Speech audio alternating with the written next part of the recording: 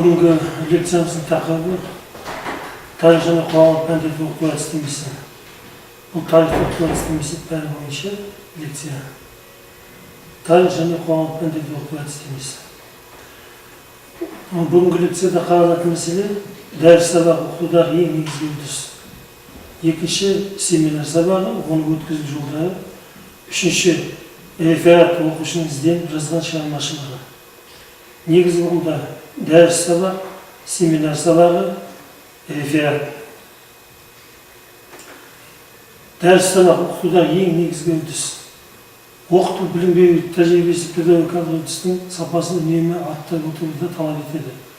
Сол себептен педагогикалық үрдісті процесті технологияландыру мәселесі маңызды. Өздік танымдық жұмыс оқушылар бойындағы танымдық қабілеттің шығармашылық ойлау жүйесінің дамуына жол ашады.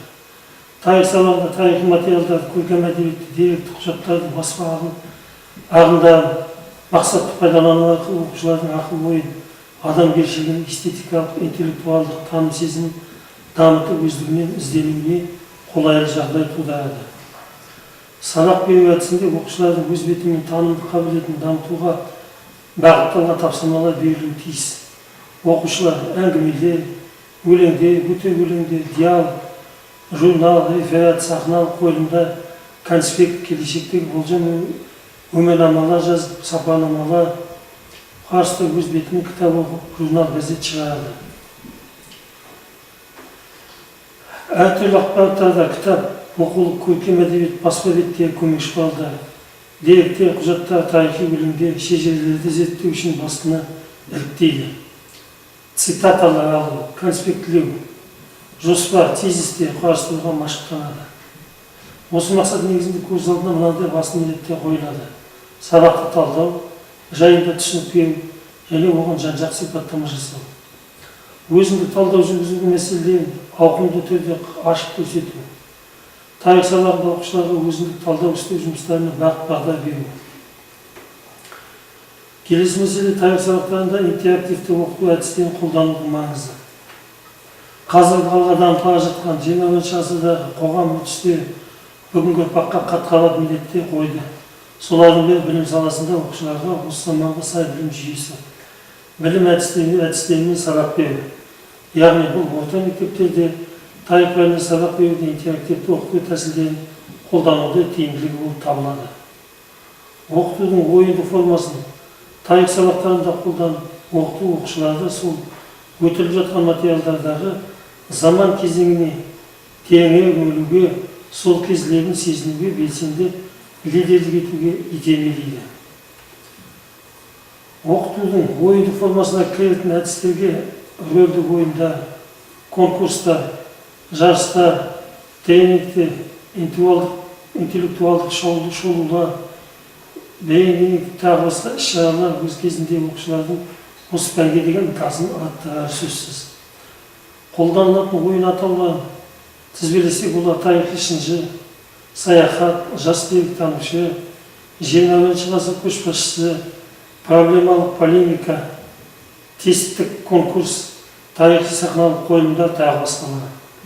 Бұл аталған әдіс тәсілдердің мәні, әдістемелік мәні, тарих пәніне деген оқушылардың қызығушылығын арттыру.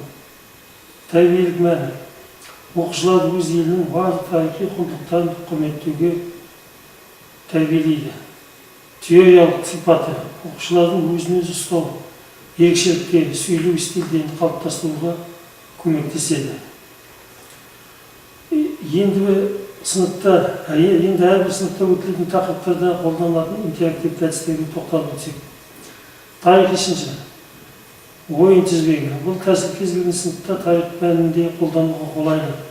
Оның мазмұны бойынша белгілі бір тарихи деректі, яғни белгілі мәлімет беретін сөйлемді 3 немесе 4 оқушы кезектесіп, біреу әуелі басын, екінші орта тұсын, үшінші аяқ жағын айтып, тұтас бір ойынды тізбекті құрайды. Нәтижесінде нақты бір тарихи дерек құралады. Тиімділік оқушыларды тапқырлықпен дәл нақты логикалық ойлауға үйретеді. Жас деректанушы, тағылымдық ойыны. Өтіліп жатқан тарихи дәуір бойынша сол кезеңдегі саяси оқиғаларды жазушы, жылнамашылар атынан кез келген тарих бәрін сүйетін оқушы мәлімет жазып, оларды өз көзқарасы шеңберінде жеткізеді, өзінше сипат береді. Деректанушы болып отырған оқушы нақты фактілерге айқын сипаттама беруге үйренеді. Проблемалық полемика, ой талқысы, оның мәні өтілетін материалдарда толық болып кеткен тарихи оқиға, түрлі реформалардың, саяси тұлғалардың жеке басы іс-әрекеттеріне оң және теріс дәрежедегі бағалар беру, оқушыларға кез келген мағлұматтарды объективті түрде баға беруге үйретеді. Тест конкурс. Оқушылардың әрбір өтілген тақырып бойынша ой елегінен өткізіп, жинақтап жүрген материалдарды тест сұрақтар формасында көрсету. Осы бойынша оқушы өзінің қасындағы әріптесіне тест сұрақтарын жасап қою арқылы бірінің білімін, мәліметін екіншісімен толықтырып, оқушылардың ақпарат алмасын дәрежесін жоғарылатады. Келесі бір түрі, яғни сабақтың 21 ғасыр көшбасшысы интеллектуалдық шолу ұйымдастыру тәсілі. Көбінесе өтілген материалдарда шолу жасау, қорытынды сабақтарға жинақтау, сабақтарны пайдалануға өте ыңғайлы. Өтілген сабақ тақырыптарын жинақтау кезінде оқушылардың арасында тілек білдіруші немесе ең білімді деген оқушылар шығып, әрқайсысы жеке-жеке жалпы шолудың түрлері туралы бойынша сайысқа түсіп, ең көп сауаттылық, жігерлік, білім белсенділігін танытып, жеңіске жеткен дарынды оқушы жеңімпаз болып танылады. Бұл сайыстан тигізер тиімділігі оқушыларды лидерлік қасиеттерге тәрбиелеу әрі танымдық қабілетін арттыру. Тарихи сахналық қойылымдар.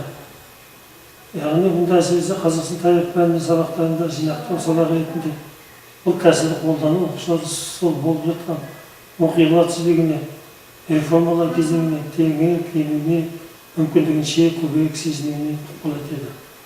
Жекелеген оқушыларды белгілі бір сценарий, желісі бойынша дайындалған өнердерде оқушыларды онымен қойып ойнату, балалардың интеллектуалдық көзқарастарын қалыптастыру, бейнелік ойлау, шеңберін шешендік сөйлеу стильдерін қалыптастыруға көп септігін тигізеді. Келесі сабақтың түрі бұл семинар сабағы, оны өткізу жолдары. Яғни оқушылардың тарих сабағында өзіндік жұмыс істеу дағдыларын қалыптастыру, өзіндік жұмыс тәрбиелеу мен оқыту процесінің міндетті құрамдас бөлігі болып табылады. Білім сапасын көтеру, оқу әдісін жандандыру мақсат болып отырған қазіргі кезеңде өзіндік жұмыс оқушылардың белсенділігін арттыруға, шығармашылық қабілетін арттыруға, жетілдіруге көмектеседі. Оқушылардың ой-өрісін, қиялын дамытады, эмоция туғызуға, бұрын алған білімдерін еске түсіруге мүмкіндік береді. Сондай-ақ өзіндік жұмыс оқушының баспасөз материалдарын өзінше ізденіп, оқуға сол арқылы таныммен кеңейтуге мүмкіндік береді. Жауапкершілікке дағдыландырады. Өзіндік жұмыс оқушының сабақта алған білімін кеңейте түседі. Өзіндік жұмысты ұйымдастыруда сабақтың бүкіл уақытын қамтымай оқушылардың жұмысына өзін бақылай жасайды.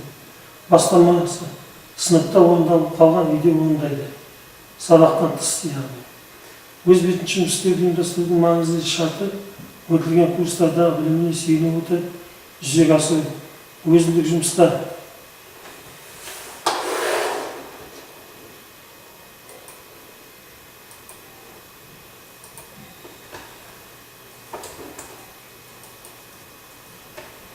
Өзіндік жұмысқа тарих курсы оқытыла бастағаннан дағдыландыра бастау керек.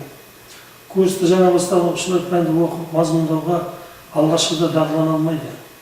Тарихи материалды меңгеруге дайын болмайды. Себебі оларды қоғамдық өмірдің құбылыстары туралы ой әлі қалыптаса қоймаған. Оның үстіне сөздік қорлары да аз болады. Тарихи оқиғалардың кейбір мәліметтері ғана таныс. Сондықтан тарих курсын жаңа бастаушы 5-ші сыныптарда өтілетін алғашқы сабақтарда оқушылардың өз бетінше жұмыс істеуін дамытуға ынталандыру қажет. Білім беру процесінде оқушылардың өзіндік жұмысының қандай түрлері қалай жүзеге асырылып жүр. Күнделікті сабақта оқытудың басқа әдістері, тәрізді сабақтың барлық уақытын қамтуға қамтып алмайтындай етіп, көбінше сабақты бекіту кезінде өзіндік тапсырмалар орындалады. 5-6 сыныптарында оқулық материалдарына сүйеніп, мәтіннің тақырыбын, оның негізгі мақсаттарын, сұрақтарын ойлап табудан бастаймыз. Мысалы, андронт мәдениетін жасаушылар қай дәуірде өмір сүрген? Қола жауабы. Екінші, андронт тайпалары шаруашылықтың қандай түрімен шұғылданған? Жауабы балық аулау. Үшіншісі, адамзат дәуірінің басталу кезеңі неліктен тас ғасыр деп аталған? Яғни, бұл да оқушылардың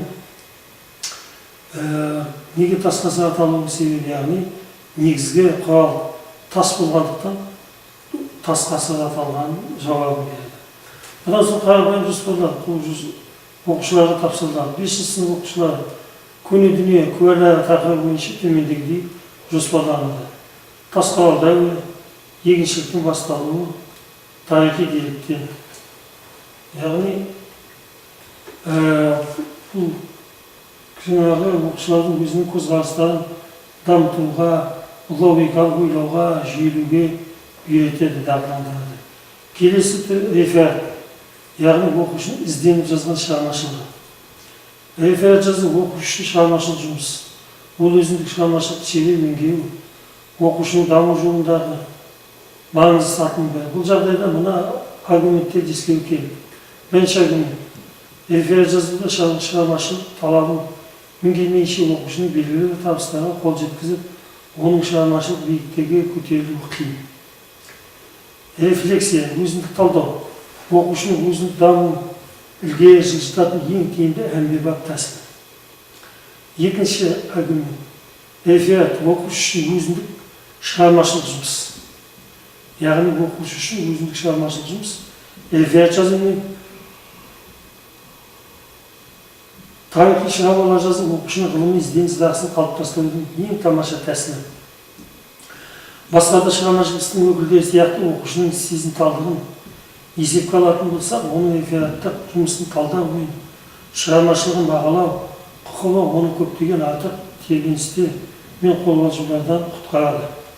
Және оның өзіндік ғылыми ізденісіне деген сенімін туғызады. Оқушыны сын ескертпелерді дұрыс қолдануға, қабылдауға үйретеді. Яғни, оқушылардың өзіндік шығармашылығы болғандықтан, олар өзінің логикалық өз бетіменен тақырыпқа байланысты шығарма жазады, ойын жүйелейді, логикалық байланысы болады. Сонымен қатар айтайын деген ойының соңындағы түйінін береді, яғни қорытындысын. Бұның барлығы оқушылардың сын ескертпелерді дұрыс қолдануға үйретеді. Сонымен қатар олардың ізденісін, белсенділігін және сөз саптау, логикалық ойларға жауап табу сияқты дағдыларды қалыптастырып, сондай бір дағды шеберліктен арттыратыны сөзсіз. Үшінші аргумент, оқушының рефераттық жұмысы. Талдаусыз қалса, оқушы өзінің ізденісінің дұрыстығын реферат немесе тарих шығармасын толыққанды автор ретінде сезіне алмайды. Және бұл жағдайда оның шығармашылыққа деген ғылым ынтасын туғызбауы мүмкін екенін есте сақтауымыз керек. Төртінші аргумент, уақытты жүргізген шығармашылық талдаумен соның нәтижесінде енгізілетін түзетулер оқушылардың ғылыми шығармашылық жұмыстарының сапасын жақсартады. Және оқушының шығармашылық ізденіс дағдысын қалыптастырады. Бесінші аргумент, реферат жұмыстарын жазуда дағдысын меңгерген оқушы сабақты жақсы оқып, тарихи тақырыптарды жақсы меңгеруіне септігін тигізеді. Оқулықтың шектеліп қалмай, жан-жақты білімді тұлға болып қалыптасуына ғылыми шығармашылық жұмыс жасау дағдысын берері көп. Яғни, осындай белгілі аргументтерді жүзеге асырғанымызда реферат жазу оқушының шығармашылығы, оның оқуға деген белсенділігін және көзқарасының, өзінің тарихи оқиғаға байланысты пікірін, ойын айтатын, ойлау білетін, ізденіс ғылымилық қабілеттерін, дағдыларын қалыптастыратын сөзсіз. Қорыта келгенде өз бетінше жұмыста балалар үлкендердің көмегінсіз өзгені орындау үшін берілетін тапсырманың мақсаты айқын, оқушыға түсінікті болуы керек. Мұндай жұмыс тапсырылғанда оның ауыр жеңілдігіне қанша уақыт орындалатынына басына назар аудару дұрыс. Өз бетінше жұмыс сабақтың кез келген кезеңінде тапсыруға болады.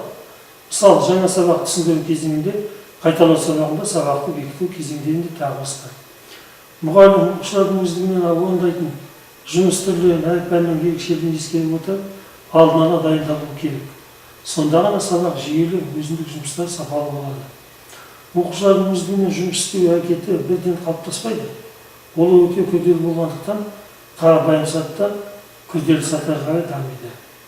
Яғни біздер оқушылардың дағдысын қалыптастыруға мән беруіміз керек. Жаңағыда айтып отырған рефераттық сабақтар, семинар сабақтары, бұлардың барлығы оқушының өз бетімен жұмыс жасауға, өз бетімен еңбектенуге, өзінің шығармашылығын дамытуына дағдыларын қалыптастырады.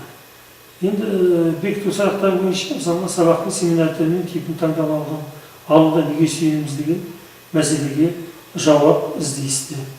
Екінші, семинар сабағына дайындалу барысында оқушылардың сыныптық ерекшеліктері қалай есепке алынады. Міне осы мәселе бойынша семинар сабағындағы жаңағы әр сыныпқа байланысты оның тақырыптық маңыздылығына, жаңағы күрделілігіне немесе қарапайымдылығына байланысты мән беру керек.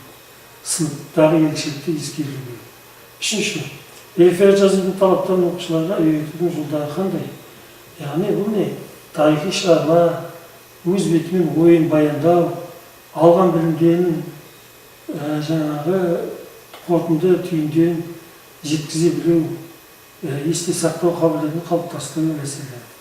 Төртінші, оқушының шығармашылық ізденіс дағдысының оқу жүйесінде алатын орны қандай? Міне осындай сұрақтарға біздер дағуымыз керек, жауап беруіміз керек.